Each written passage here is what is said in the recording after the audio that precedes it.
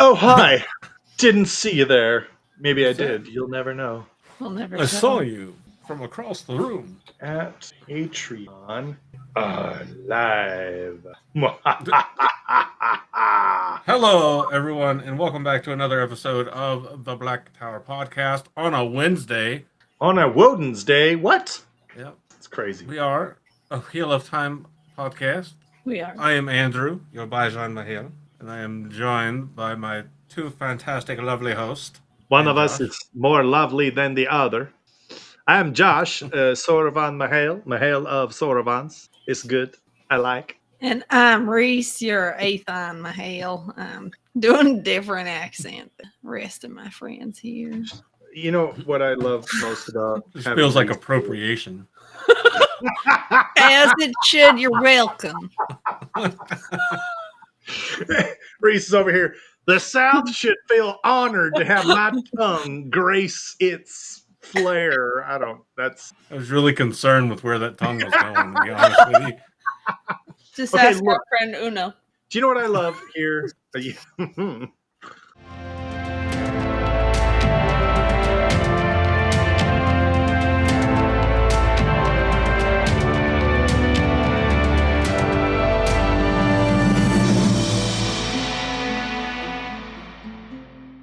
I love that this show is so unhinged that we literally had to bring on Florida woman to to even keel this ship, because you know what I'm saying.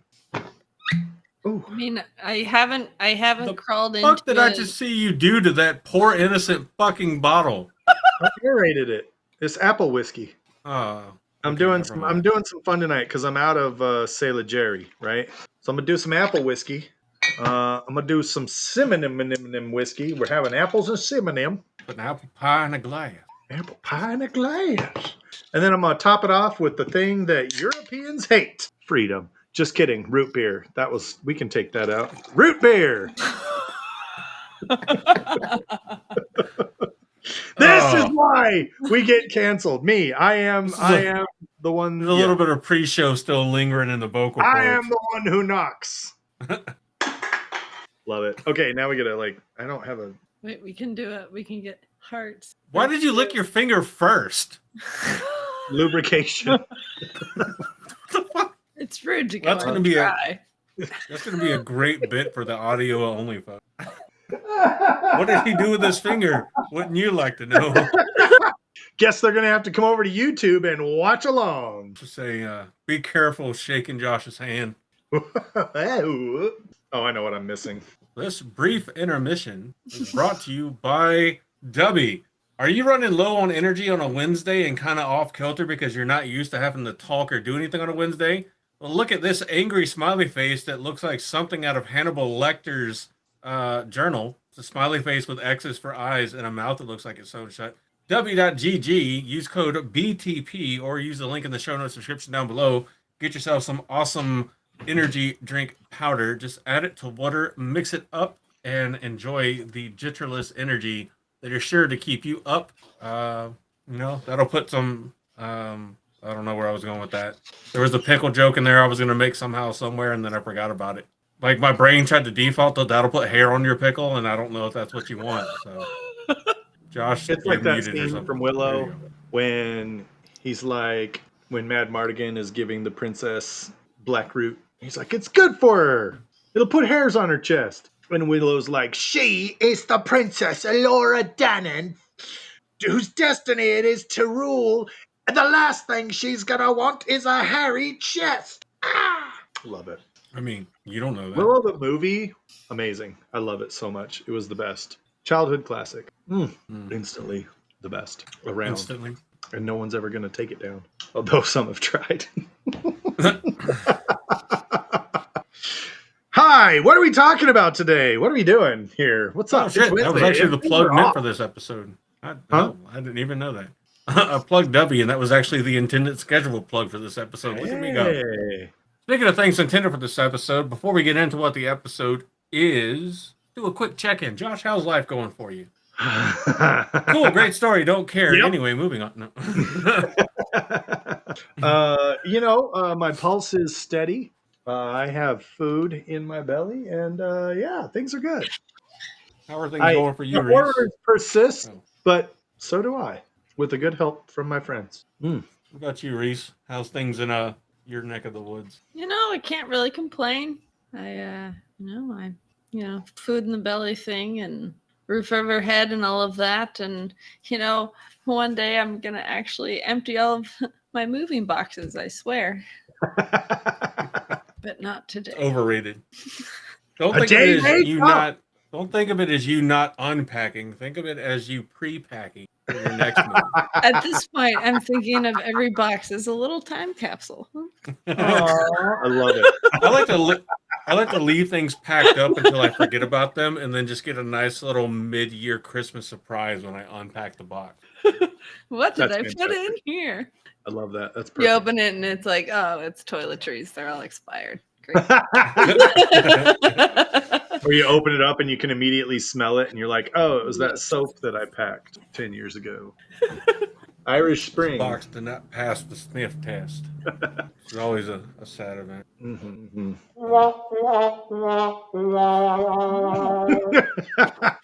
That was a good smelling sound. Good placement there. That's a good smelling sound. You hate it when your box smells like sad.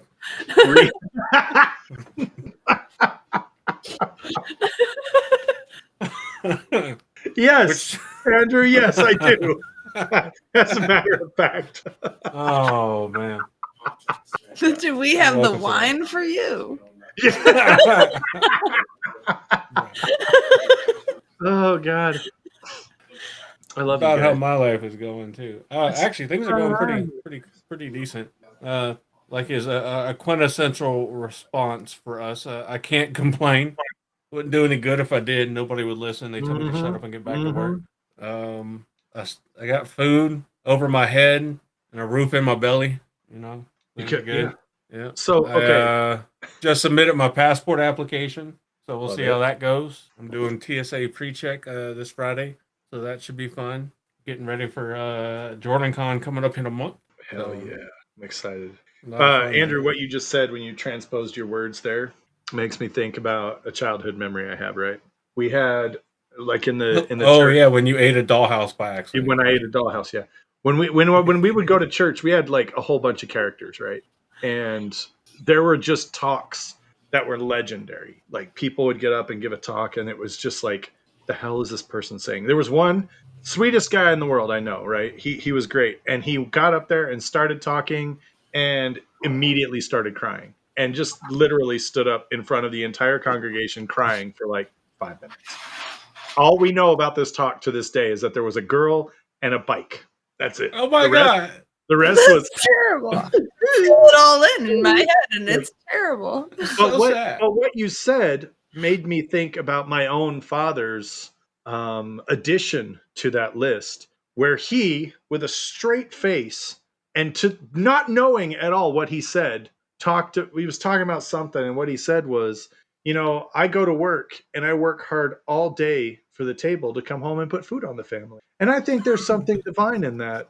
And he just kept going. Didn't even know what he said.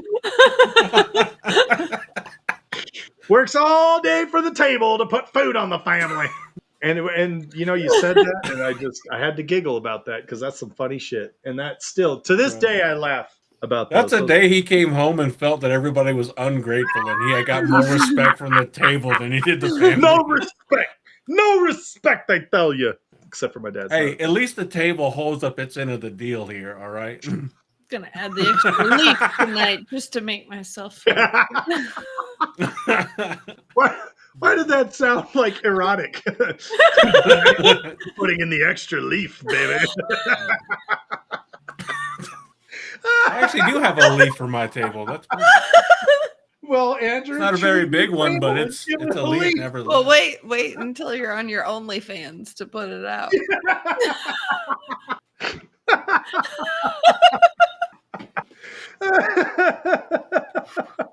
The rails are kind of old and a little warped, so you kind of got to shove it in. Oh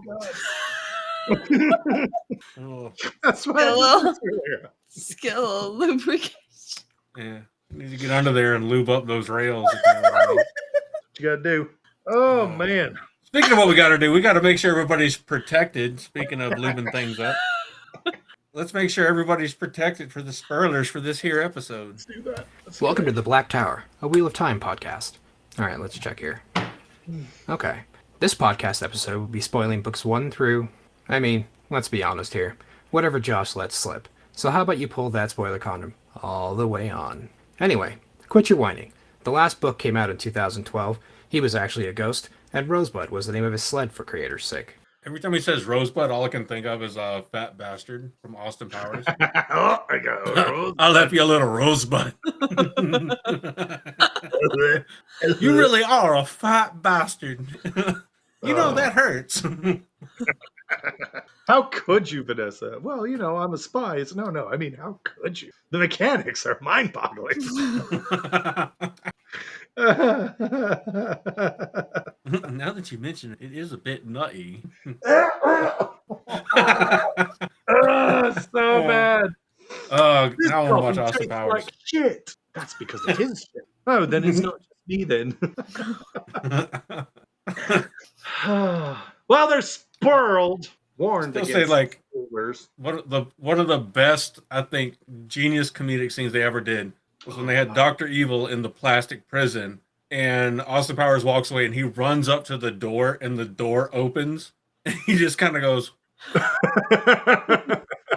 And I would love to think that was like an actual blooper that they just made funny enough to keep in.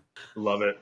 Anyway, today we're talking about some of the lesser known, lesser discussed shadowspawn. So talked about so little, in fact, that someone may or may not have to redesign a title and a thumbnail over it.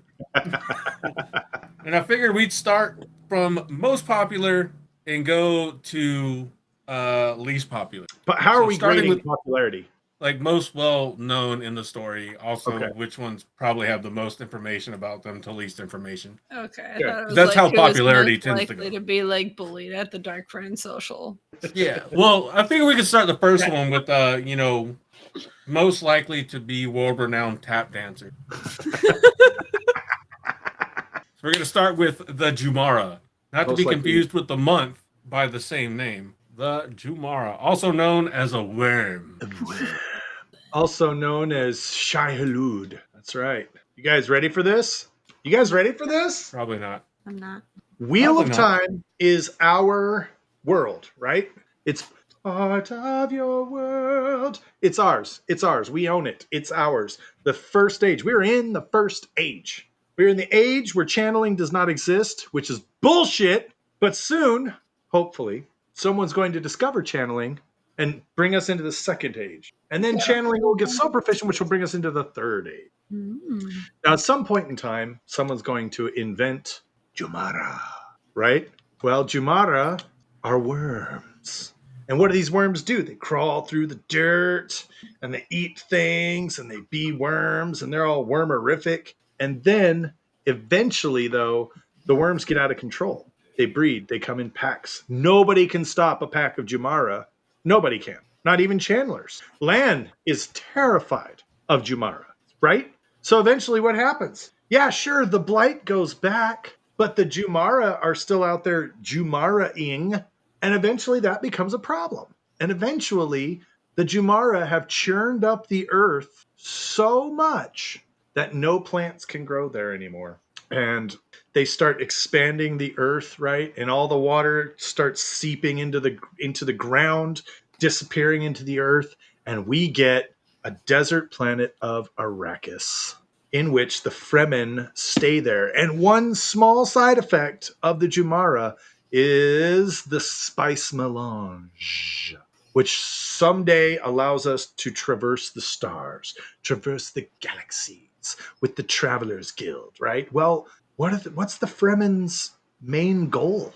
Their main goal is to end the galaxy's dependency on spice. And so they eventually start growing plant life again. And they turn Arrakis back into a beautiful plant life thriving world. And the oceans are able to start gathering up again. And it just resets the timer and comes right back to us in a wheel of time. Ah! I'll have to take your word for it because I don't know what any of those words mean. Did you not ever read Dune? No. Oh, dude, you should. It's really good. So I mean, I've heard good things about it. And I haven't read it. the latest movie wasn't too shabby. Or latest 2 movies wasn't too shabby, but the book I was haven't watched the movies either. way Clearly. better. This fucking guy. Talk Anyway, about so worms. Jumara. It makes me think of Tremors. So Well, that was on there as well for a while, because Tremors are Shai Hulud, but those are outliers. Maybe the Jumara have a hibernation cycle or something. I don't know. maybe. So potential issue with the thought of the Jumara running around and burrowing. It's only the juvenile Jumara that burrow in the ground. Thus, they're more likely to. They are more so the ones referred to as worms. Adult Jumara are multi-petal. They have like tons of legs, more like centipede type things. I mean, like way bigger, way bigger. But it's the juvenile Jumara that are normally called worms. So the biggest thing is Demand Dread is kind of speculates. So these were created by Agenor. Demand Dread speculation is that Agenor is just trying to see how much of an eldritch horror abomination terrifying creature he could create, and thus the Jumara were born. Is his theory. They seem to be uncontrollable by the shadow themselves. The usual mechanisms that allow the chosen to control shadowspawn do not apply to the Jumara. The Mandred tries to do this and winds up having to fight one to the death. Yeah, because the Jumara's like, "Fuck you, guy! I'm gonna eat you."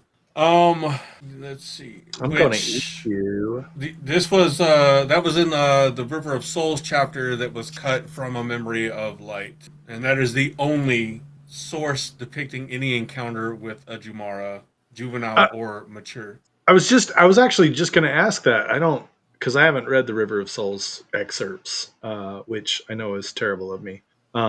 How dare? But the only mention of Jumara, the entire series, is the Eye of the World, is it not? Other than That's when Land talks about. I think they might mention them some other times. I'm not sure. I'm not going to lie. Yeah, I feel like because they're mentioned in Eye of the World. They're mentioned in Towers of Midnight, in the prologue for Towers of Midnight, and again in also in Lord of Chaos, chapter 23. But the only depiction is in the River of Souls. So that's the only time we see one. Oh yeah. Hell yeah. So they don't feel pain. They only feel hunger and allegedly sometimes fear. And the only way to survive an encounter with a worm is to cut it into pieces. Again, as we learned from the River of Souls removed chapter.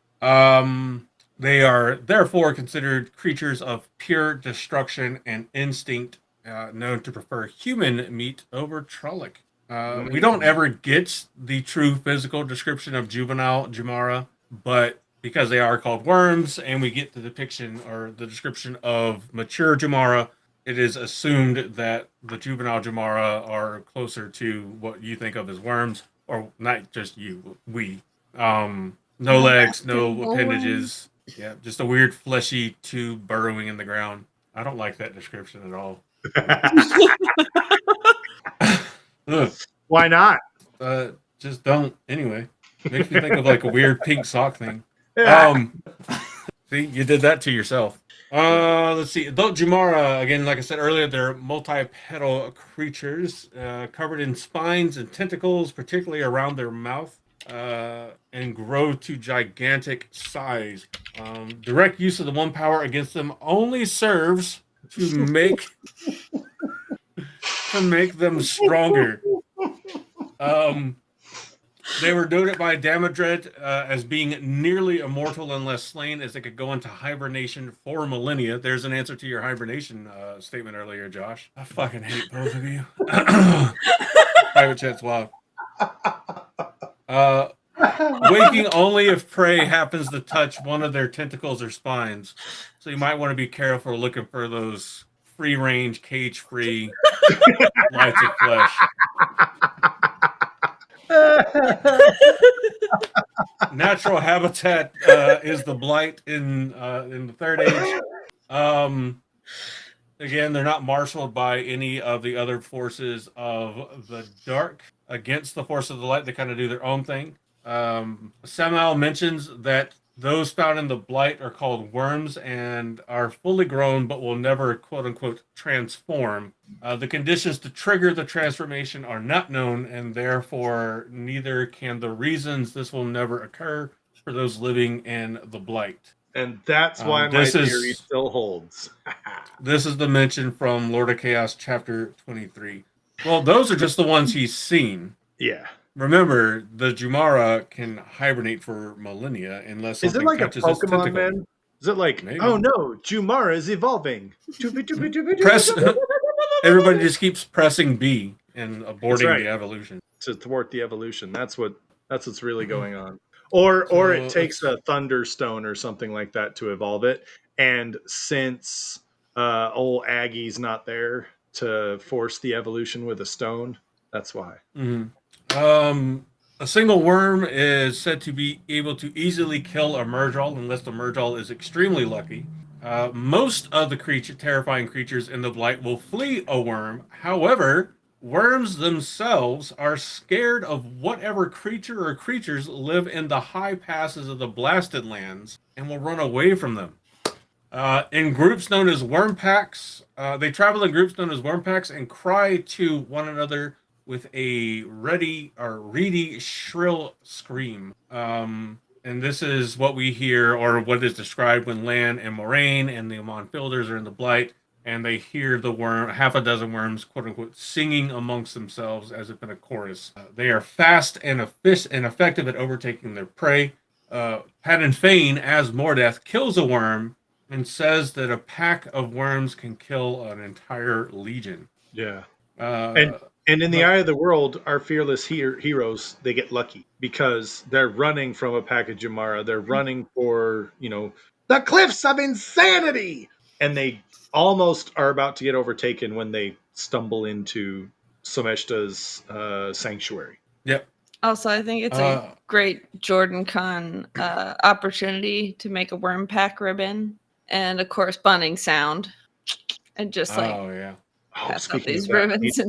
I need to order ribbons. Thank you for the reminder. Yeah. You're welcome.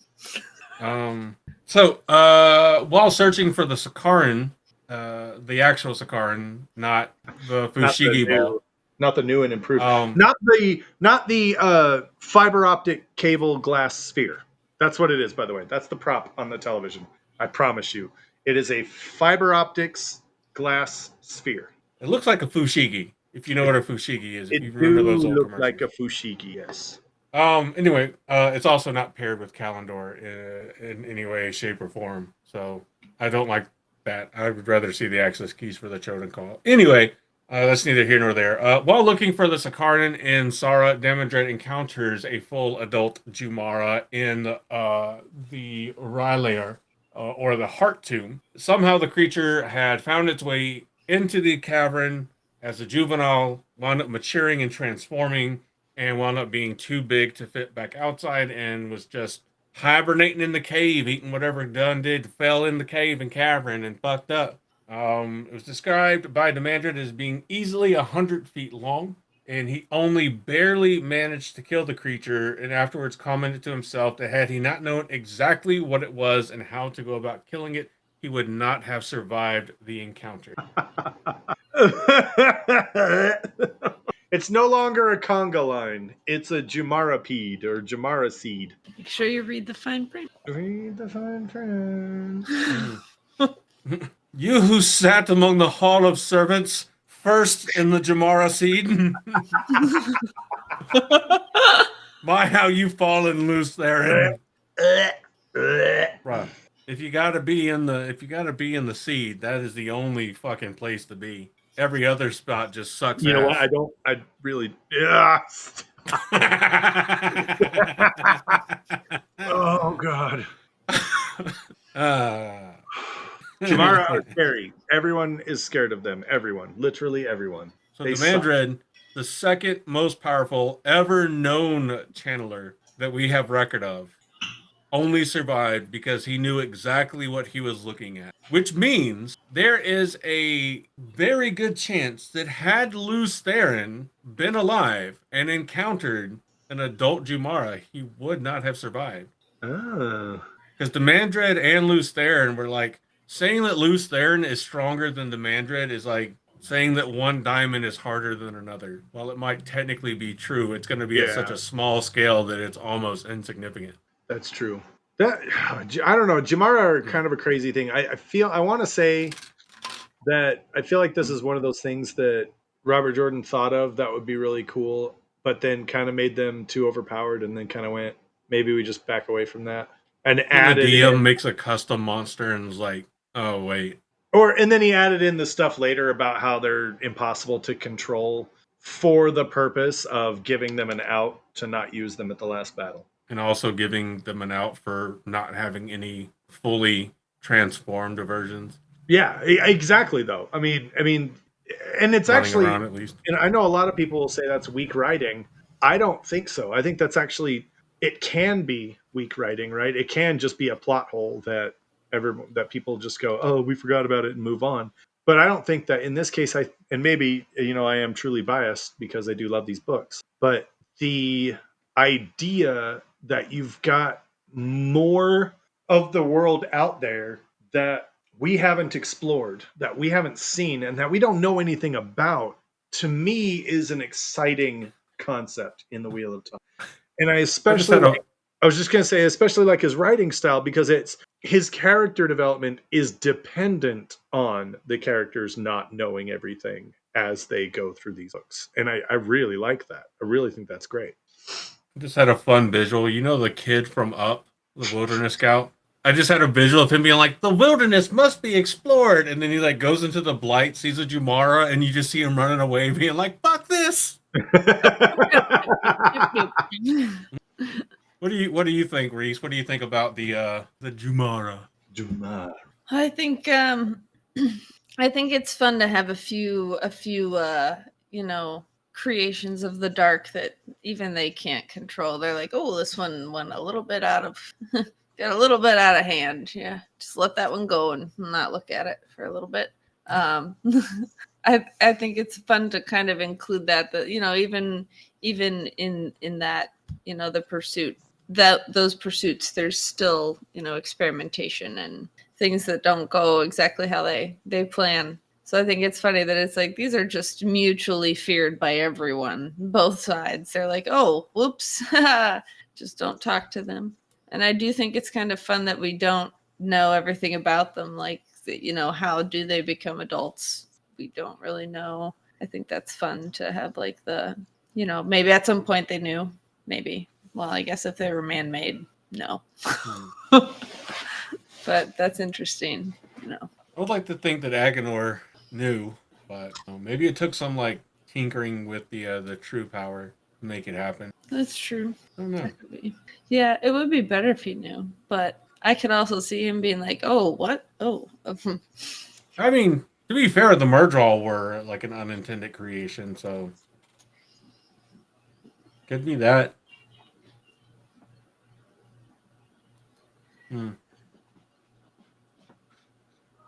Anyway, going to, I guess, potentially the polar opposite end of the spectrum of terrifying, and not to be confused with the Jumara. It's definitely not the name of the mature Jumara. Let's move to the Zomara, or the Zomarin, if you're talking about plural. Or the androgynous, beautiful children of the corn. Whatever you want to call them. Servants. Yeah. So this was definitely like Agenor trying to work on creating things of his own and looking around at his lab and being like, this place is fucking dirty. I really wish that I could just have somebody here to clean it that would just never talk to me and it would just know what I want it done. And then Grendel was there and make them fucking hot. Just Make them hot. I want them pretty. They better be pretty, Agonor, or I'm gonna be fucking pissed. And Agonor's all right. You know, these ones almost kind of have like an angelic kind of appearance to them, not like biblical angelic, because that's creepy. But but you know, like our current idea of angelic. And I almost feel like that's kind of an interesting idea of maybe he was trying to create like mythical creatures. Like maybe this one was his version of an angel that he was trying to make. And so that's why it's like golden hair and smiling and beautiful and graceful. And then other mythical creatures he was working on as well didn't go so well. It makes me think of like a fallen angel, kind of. Oh yeah, okay. Like because everything about them is like alluring and gorgeous and kind of like refined and yeah, like very kind of like divine-ish looking. And then you like look at their eyes and they're like a doll's eyes, all black and lifeless. Well, isn't Anybody it the seen same Master of Disguise? That's a good reference right there. Isn't it basically the same eyes that they see in when people are forcibly turned to the shadow, and when Rand creates the realities in the last battle against the Dark One, where he removes evil, quote unquote? Isn't that the same kind of a thing, like where they see like deadness in the eyes? I think it's the same feeling, but it's not the same look because like these aren't just like their eyes are just like bleak, like they're fully like blacked over eyes. Oh, okay. Which I think we do get a probable explanation for in the creation of the Zomaran. So yeah, Zomaran are slender, beautiful, youthful, and always smiling. They have golden hair and blank, dead black, empty eyes. They wear light white breeches and tight white breeches and flowing white blouses, and move with a disturbing grace. Although Zomaran do come in male and female genders, they appear so androgynous that it is generally difficult to tell the difference between the two. Although they are able to read minds, they are of low intelligence and cannot speak. They also have an engineered memory capacity such that anything other than commands fade from their consciousness after a few minutes. Zamarin first appear for us in the Dark Friends social with Boars. Zomara serves wine to Morden while he plays Shara by himself.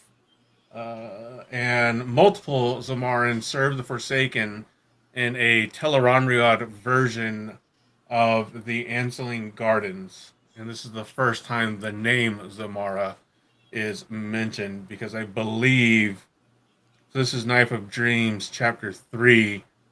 I believe one of the Forsaken just remarks on how like they wish that they still had Zomara around.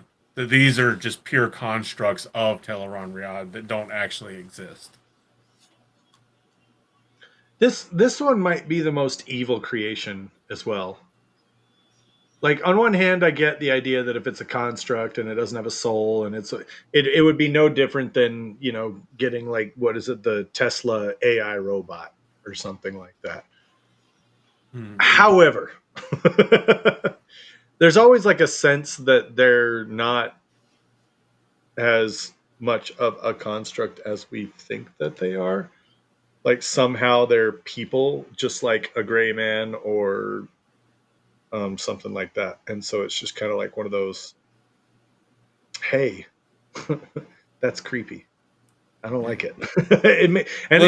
Even very the uncanny valley. How unsettling they are. Yeah, it's very uncanny valley in a way. Yeah. So you have like generally one of two things is going to be true about the Zomara. Either they are pure constructs like the Nim were and like the Golem are, or they're going to be something created out of human stock. Yeah. Or at least they were. So, again, these were created by Agenor. On the subject of their all black eyes, it is presumed that the true power itself was involved in their creation, which could explain why their eyes are pure black, because we know prolonged use of the true power eventually results in the eyes being completely covered in saw and going pure black. That's If true. these are created purely from the true power, then that could do that, and that would also potentially indicate that the Dark One himself could access them like eyes and ears to see and hear what's going on, kind of around them. Are these are the only ones that are made using the true power, correct? This would be any Zomara. These are the only shadow spawn that we have an indication that they are created That's with what the I'm true saying. power. But I think there's an implication that the true power was involved in some way, shape, or form in the research and creation of much of the shadow spawn. Because during the War of Power, the Dark One allegedly let a lot more free reign use of the true power amongst his Right. chosen. I mean, Agenor is creating a bunch of different stuff. This just might be one of his experiments where he was like, what if I use predominantly the true power to create this thing? And, Oh, that's a good point, too. and I could see him like, if their oaths are to, the great Lord of the Dark, why wouldn't you use his power to create something that is intrinsically beautiful to behold, created in the image of the great Lord of the Dark himself? And what's the timeline on they discover the other power? Do they immediately realize it's the Dark One's power? Or do they start using this thing and go, hey, this is pretty cool, before they realize? Mirren seems to almost, because Mirren's partner, I always forget his name. He dies immediately upon the drilling into the bore. Yeah. Mirren swears herself to the Dark One almost immediately. Because I think that's presumed to be how Mirren essentially survives and her partner dies. Because I think the thought, and I know the thought I have is that Mirren agrees to serve to preserve her own life, and her partner refuses or doesn't answer fast enough and is killed, or is killed in a way to make Mirren, make a decision out of fear. Because we see Lanfear is never ever completely resigned to the shadow. She's always resistant to what the shadow wants and everything else. So right, she seems to be like a member of the chosen out of pure circumstance. Like, she's there as an honorific to being the one that survived the drilling into the bore more than anything else, which would lead credence into her being reborn and given a name that means last chance. Like, I already gave you a chance just because you were the one that was there. This is your last chance. Well, and it almost points out her as someone who joined the shadow just to have access to that power, because that was her goal. Her goal was power, ambition, like knowledge. Mm-hmm. But this was done, I would assume the Zomara were created much later. This would have had to be well into the establishment of the Chosen. So you would have at least a good handful of the Chosen. There would presumably, how soon does Agenor go over to the Shadow? I don't remember. He goes over during the War of Power. Most of them do, yeah. Yeah, but I don't know exactly how early it was. So yeah, looking at his history always reminds me just how like absolutely terrible he actually was. Yeah. I always forget that it's believed that somewhere between 35 and 50 million people died in his experiments that resulted in the creation of Shadowspawn. Like that's like more that's like in the same territory to more than Mao Zedong killed in China. And Mao Zedong is credited with being the most lethal human being to ever live. Yeah. Because he killed 40 million people in China. Yeah, that was...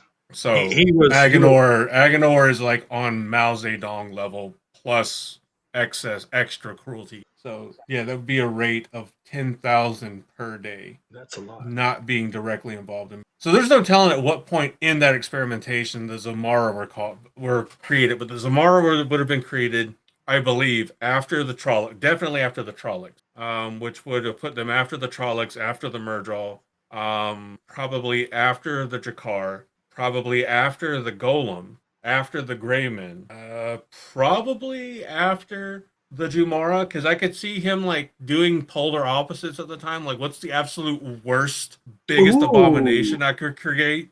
And then creating the Jumara and being like, I really fucked up. Other direction. What's something really, really nice and useful for us and really pretty that I can make? Do you know that feels right?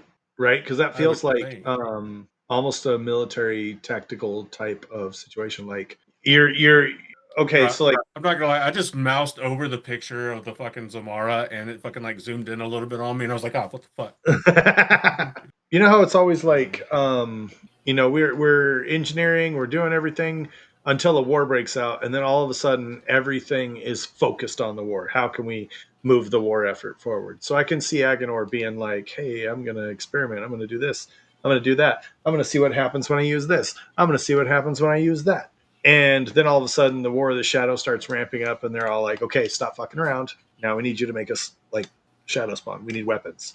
Like, we need soldiers here. And so that's when he starts, getting into mid-draw. Mm-hmm.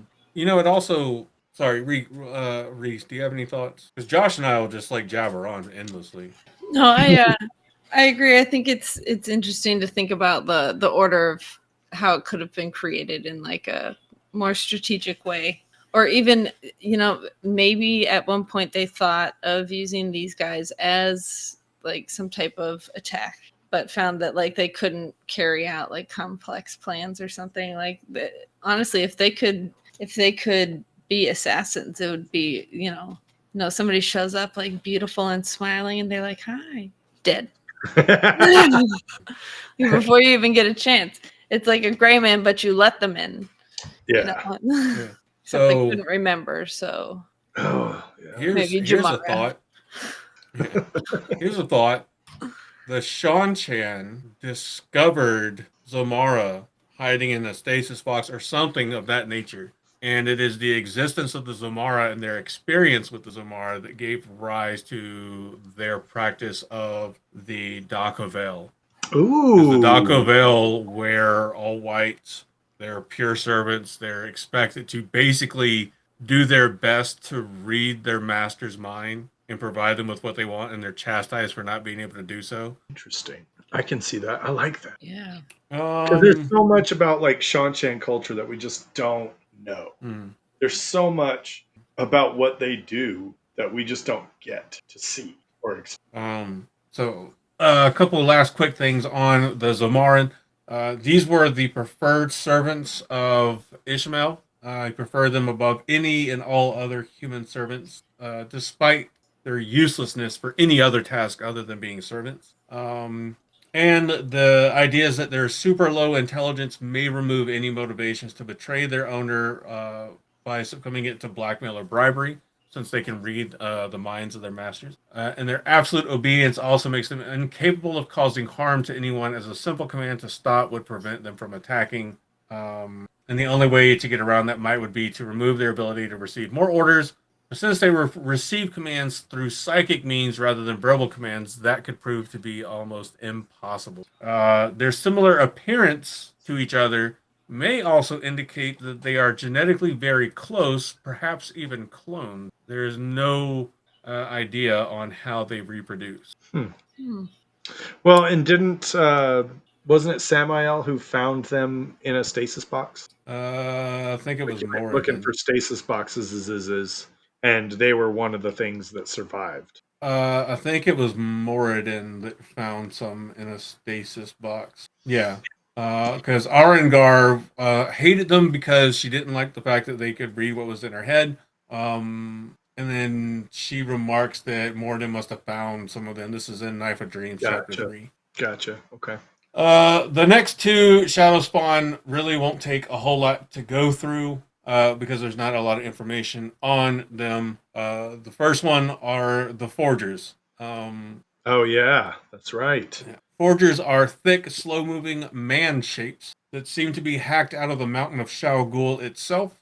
Their sole purpose is to forge the blades of Murdraw on the slopes of Shao Ghul.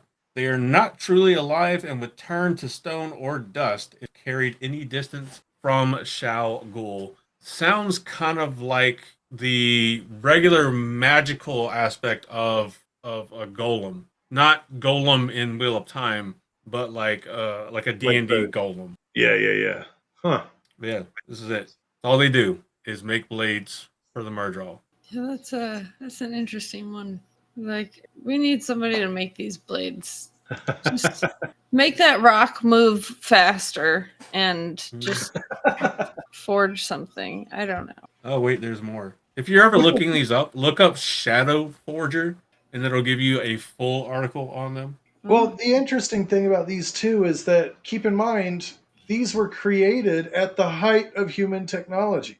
What would be the advantage of the Shadow Forger when you could easily make a self-contained manufacturer factory? Mm-hmm. I mean, is it their way of making an organic oil? That's what, Josh. Oh, my bad. Sorry. There you go. But is it their way of like making like an organic manufacturing factory? I guess. I mean, maybe. So, because their skin is tough enough to turn to like resist swords and stuff. They're not going to get cut by a normal sword. Right. But if you carry it away from Shao Ghul, they turn to stone or dust and they die. If they touch the Thakandar River or the water they quench the blades in, they die. This is like... And Avienda kills one. She decapitates one with a weave of fire. And after that, it just turns to dust. I feel like this is what Severance wished they could have done with their employees. Like the absolute perfect employee. Like they can't talk. They can't get hurt. You need micro data refinement. Yeah, because we get our, other than Avienda killing one, we get our best look at them whenever Demandred is summoned to the Pit of Doom. Oh yeah, he gets to see them. Because he remarks, looking at the prisoners waiting to be used to do the first quench of the Thakandar blade, or the final quench, he remarks that he's never before seen fewer than 50 prisoners waiting to give their lives for the Great Lord of the Dark. Do you think that might be the difference between which blades are poison and which ones are not? Like the ones who give themselves willingly create the poison blades, and the ones who are just prisoners who are captured create regular blades? Like something about willingness in the spell? That sounds like a different episode, if you ask me. Fair enough. There are parallels to both the Shadow Forgers and Golem, Golem, from Jewish folklore. Animate beings molded from clay, which can become dangerous under certain circumstances. Jordan also, of course, used the name with the Golem and the Golem Trollocs, although the Shadow Forgers are closer in appearance to the Jewish folklore of Golem, Golem. Yeah. Which the picture drawn just makes me think of every bodybuilder competition ever where they wear like the super skinny Speedo. Yeah. But again, dead eyes cannot speak, turn to dust. Demandred doesn't think that high of them. Because once again, he came from an age of technology. I mean, and I guess it turned out the good thing that they had them, because still. I mean, you need someone to make swords, especially when your swords naturally deteriorate and turn to dust. Exactly. Because the river you use to quench them is just that corrosive. So, do you think they were purposely trying to make so many like dead-eyed, unspeaking tools, or is just like, we did it again? I think it's a difference in like trying to impart a soul into something or not, because like the Aes Sedai in the Age of Legends with the Nim were imparting artificial souls into the Nim, right, to give them like motivation and like characteristics and personality, and make them closer to like people, kind of like a lot of like the artificial intelligence and like robot movies that try to like make robots seem more personal and more personable and that kind of stuff. The Shadow seems like they wanted the closer they could get to mindless automaton that would just serve a purpose and go and do things, the better. It would also be in at least one train of thought easier because you wouldn't have the added step of having to create artificial souls. It might have also just been like, were any of the chosen like really true scientists? Like I know there was like a biologist, and there we had librarians, an accountant, and because and Agenor is the closest to a scientist, but he was like a biologist, scientist, genetic, like focused on genetics. So I know that. What's her name? I'm missing the name right now, but the one with pain. Masana or Cimarog? Cimarog. Yeah, she was a doctor, I believe. She worked with, so she did like medical research. Yeah. Right. But Yeah, I don't know about she an was actual. like the healer. I don't know. It was a sign. There used to be like I found a spot that would like tell me like all of their old professions, and I can't remember where it was, and I'm sure I could find it in a Google search, but I don't remember any of them. Like Ishi was a philosopher. Mirren Which is why was he's so pretentious. Mirren / Lanfear was more like a physicist kind of scientist. Yeah. Agenor was like a biologist. Cimarog was a doctor. What's her name? Mogideon was like an accountant or librarian or something. A librarian, I believe. Gotta look out for them librarians. Yeah. Demandred, I forgot what Demandred was. Asmodean was a musician. What was Masana? A therapist? Yeah. Masana, I think, was a therapist. She was a therapist. Because she could work with the mind more than anybody else could. The fuck was Demandred? Demandred, he held several public offices and wrote books on a variety of subjects. Like a politician and a researcher? Yeah, something like that. He was known for strategic vision, but was also a gambler and a risk taker. Ooh. I have a list of clues for an old Barid Belamadar. Yeah. I mean, no matter what, he was always number 2. He tried to be everything Lews Theron was and always came in second. Number 2. Who does number 2 work for? You show that turd who's boss, buddy. Lews Theron. I think that's it. Am I forgetting any of the Forsaken? Oh, Bothamel and Balal. I don't remember what they were. Yeah, they were chumps. They got taken out. chumps. They were too close to the surface of the seal on the Dark One's prison, so they became wrinkly old mummies. They was like, hey, let's get out of here. This party's boring. Boring. Balthamel was a historian. Mm-hmm. Balal was a lawyer. Super. Oh, no loss there. He was probably a defense lawyer. Probably a court appointed or like a corporate lawyer. He defended chemical companies that poured their shit into the local river. It was probably his legal defense that allowed the creation of the Thakandar River, to be honest with you. I mean, look. You're not wrong, though. That fits way too well. I'm just saying it is within Shaitan's legal right to dump his taint and malice into the river in his own land. Are we or are we not a nation of freedom? Then give my client the freedom they deserve. All right. Very last not Forsaken. Shadowspawn, it's really quick. The Cafar, or Cafar, or however you want to say it. Cafar. They are mentioned in passing as a very unpleasant creature, most likely locked away in a stasis box, super sucked up. They are most probably the blood rasps that are mentioned by Davram Bashir, given that Samael has previously spoken of Cafar as living in nests.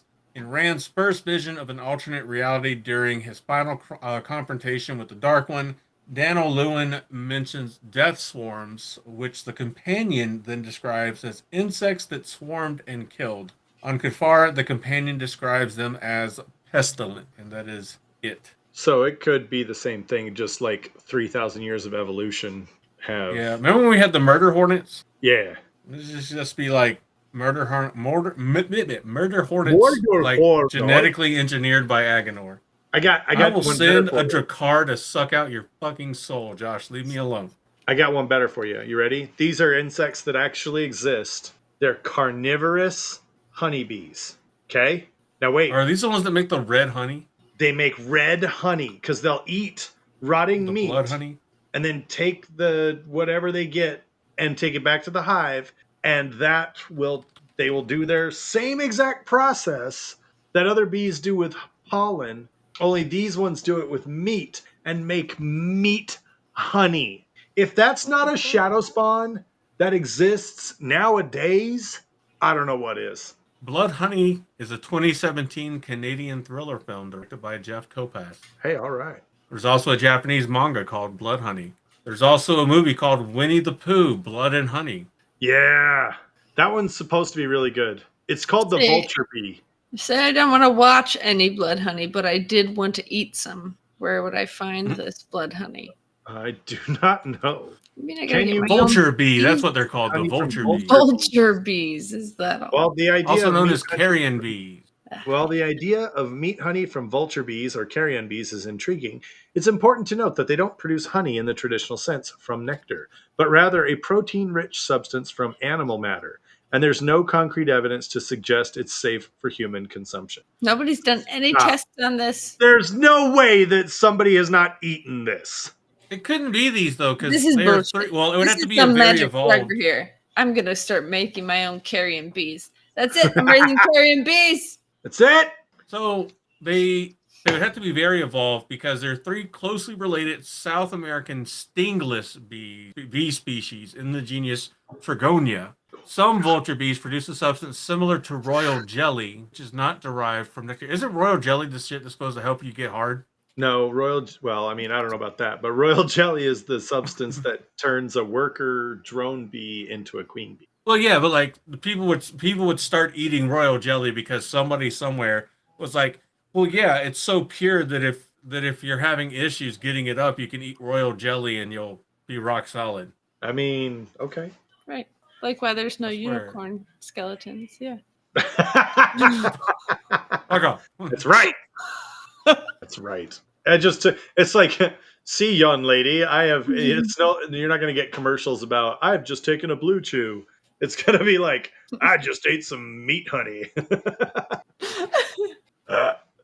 Oh, shit. So, yeah, confirmation that vulture bees or carrion bees are shadow spawn. They have survived somehow all this time and evolved to only eat meat that is already dead and rotting.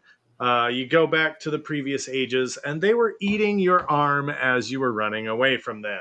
Yikes. I have to disagree. Until we've tried their honey substance, we cannot know if they're shadow spawn. Speaking of like cool honey, did you know that North Carolina is known is like unique for having a very small area that makes purple honey? Oh, that's cool. That's pretty cool. Also, did you know that we saved the bees? It's a fact. The bees are official. Saved. They're saved. We can stop growing. There's a record number of honeybee hives in the United States, and a lot of people attribute that, or they believe to attribute that to the fact that there are more and more beekeepers. There's a record number of hobby beekeepers than there ever has been, which I think is cool. Well done, humanity. You know what? You don't get a lot right, but this one, we fucking nailed it. Solange.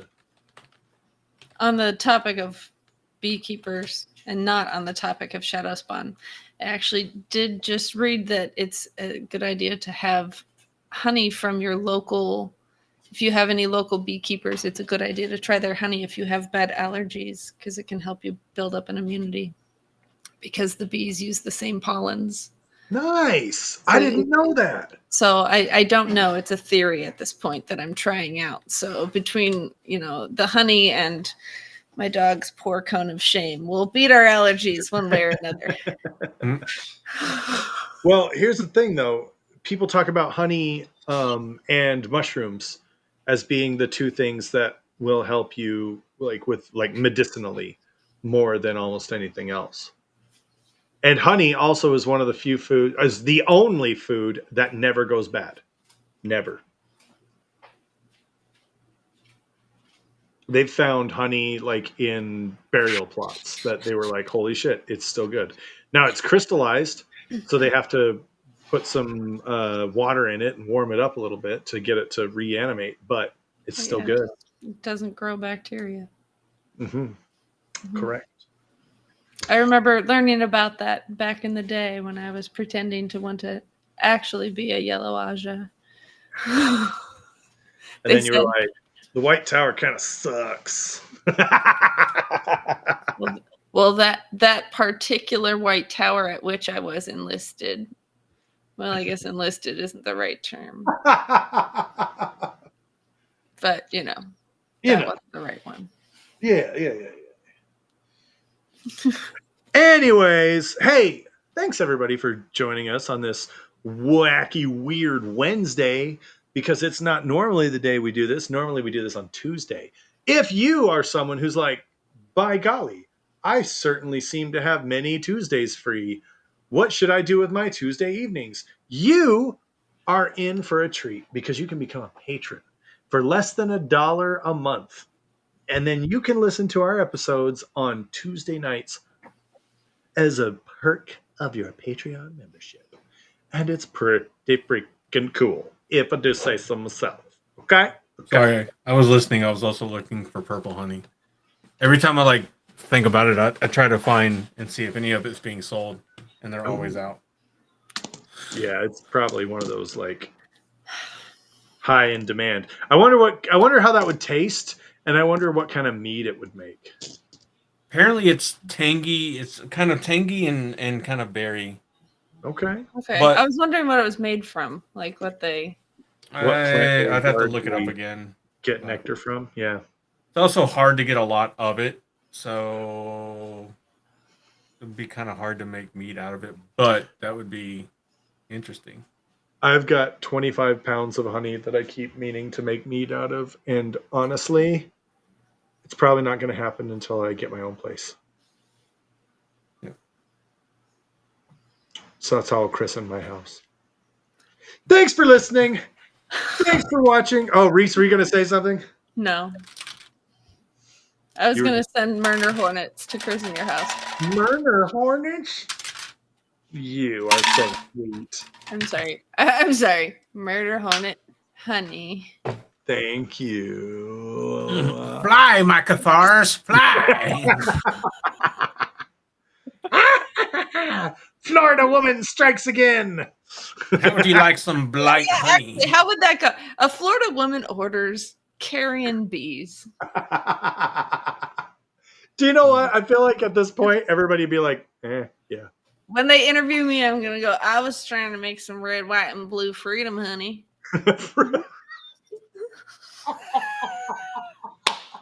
I wouldn't trust the white honey, to be honest with you. I wouldn't either. If somebody tried to sell me a jar of white honey, I would just be like, fool me thrice. That one's a little creamier than I expected. This honey has a weird, sour, salty flavor. Oh, no. You know what? We can make these jokes at the end of the episode because people have stopped listening to us by now.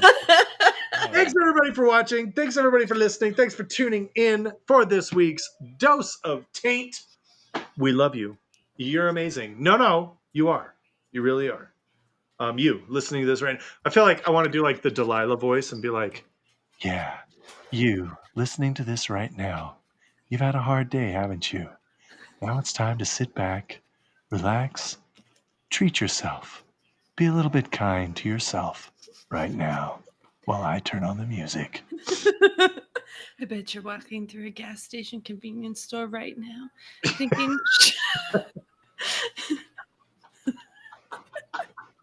Come on over to the Black Tower Discord where you can order your very own jar of white honey. Homegrown and hand packaged. No! Free range.